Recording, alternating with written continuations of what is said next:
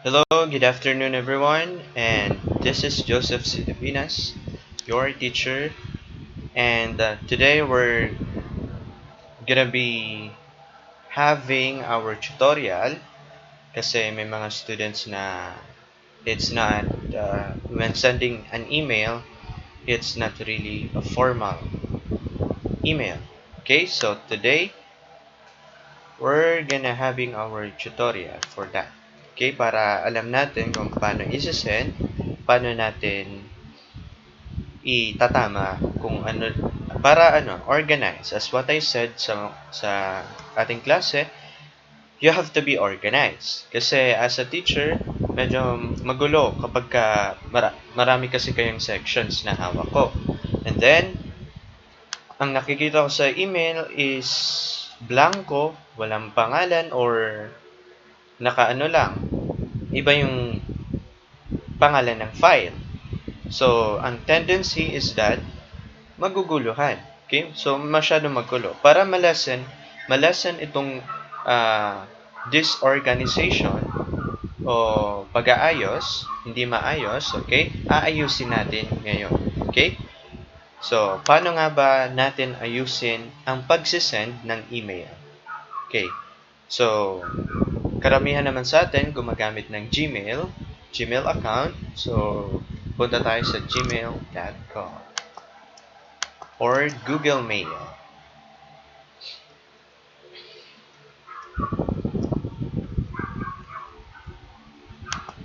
Ayan. So, itatype lang natin sa ating link dito sa taas. Okay? gmail.com.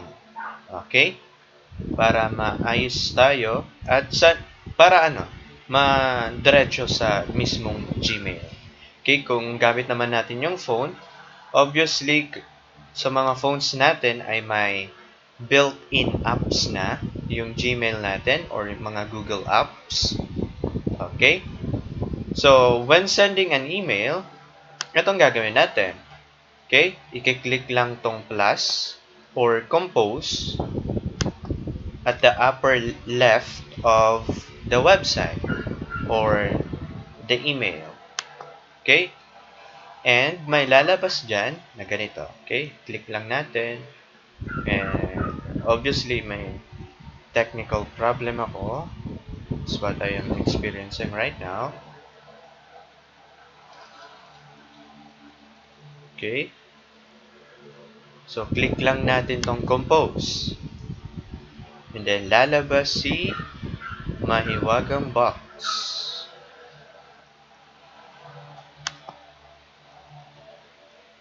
Yan, click lang natin.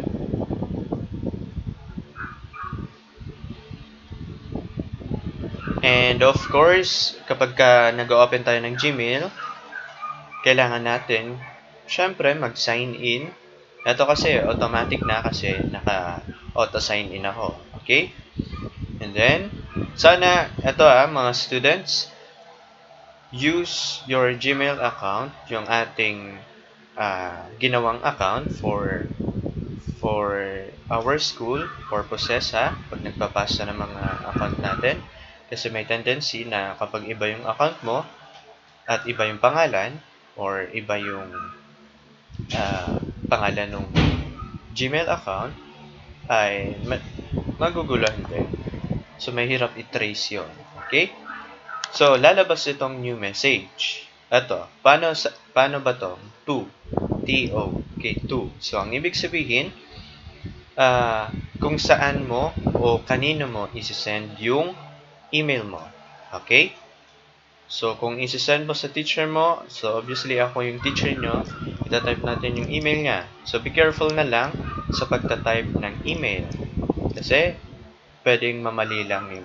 May isang detail na mali ay hindi na ma-receive ng teacher nyo. Okay? So, ang email, official email ko for school, okay, J. Tabinas. Okay?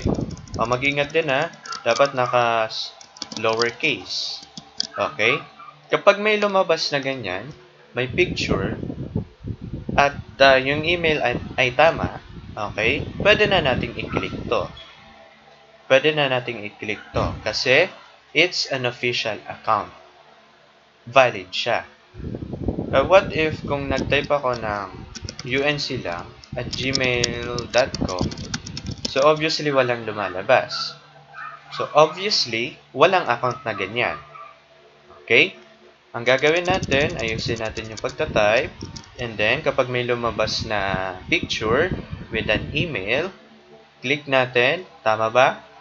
Okay, tama yung email ko. I-click natin. Yan. So, okay na yan. And then, ang susunod is subject. Ano nga ba yung subject? In Tagalog, ano yung purpose nung email mo? Ano nga ba yung sinend mo?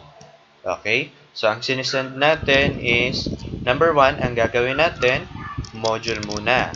Module, kung ano yung sinasagutan mo, kung module 1 ba, 2, 3, and so on and so forth.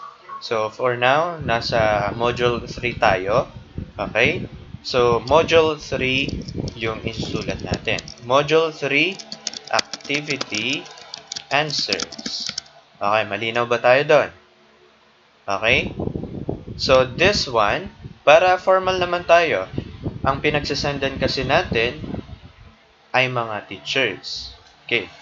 So, yung teachers, syempre, dapat organized din. Maganda kasi sa paningin ng teacher kapag maayos din yung yung laman ng natin, message. Okay, i-greet natin si teacher. Good day. Good day, sir. Ma'am, sir. Sir or ma'am. Okay, pwede na yan. Good day, sir. Please, pwede nating include natin to please see the attached file. Ibig sabihin, may nilagay kang file na titingnan or pwedeng i-download ni teacher. Okay? Please see at the attached file. Or, ito kasi pinaka-simple pinaka-general na to. Pwede niyo naman baguhin, pero it should be formal, ha? It should be formal. Okay? So, ito na lang ibibigay kong example. Please see the attached file. Okay, tuldok. And then, kung ano yung file, ito. I-click natin to. Ibig sabihin, we're gonna be uploading a file. Okay, so try natin. Ngayon, pag kinlik natin yan, lalabas si folder. Okay, si folder. O yung parang isang box na hahanapin yung mismong file na i-upload mo. Naintindihan ba? Okay, antayin lang natin. Kasi kapag laptop, because mas preferred kong gumamit ng PC kasi mas mabilis siya. Unlike sa mga laptops, kapag fully loaded ng files ay nagiging mabagal. Okay? So now, ito na yun. Okay, for example lang ha, ito yung modules. Yung sagot mo. Example lang ha. Okay? Tapos, kapag na-click na natin, okay, click open. Okay? Ayan. So, antayin natin. Nagda-download kasi yan. Nag-a-upload. Okay? Pag na-full na yan, okay, antayin natin. Ayan. So, obviously, okay na siya. Downloaded na siya. So, pwede na siyang i-send. Okay? So, click send. Ganyan lang. So, isa-send natin yan ha. So, hindi ko na siya i-click pa kasi sarili kong file yan. Okay? So, i-click lang natin yung send and okay na. So, pwede na nating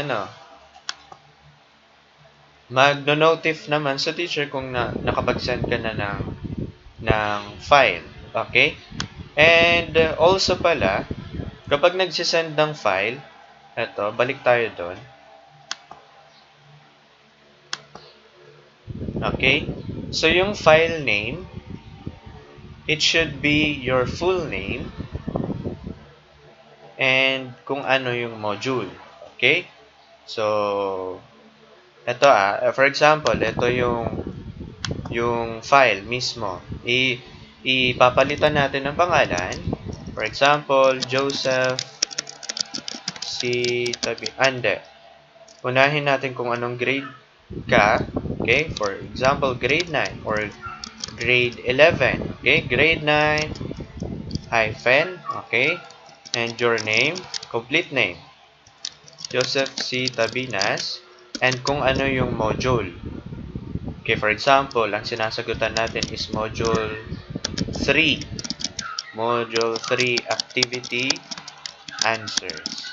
Kasi, kapag dinownload ni teacher, hindi niya napapalitan yung name. Para ilalagay ni teacher sa folder niya na organized na. Hindi niya na ida-download niya, tapos hindi niya napapalitan yung pangalan kasi maayos na yung pangalan. So, ito yung susundan natin ha. Grade 9, grade level, okay? Yung grade level natin. Dash, okay? Space, your full name, okay? And dash, okay? And to be followed by kung ano yung module na pinasa mo. Okay? Malinaw ba tayo doon? Okay, so next time, ayusin natin yung papalit ng pagsisend ng ating file mismo. Okay? So, yun lang. So, para maging organized tayo, kailangan alam natin kung paano nga ba isi-send yung file. Okay, that's all for today. Thank you.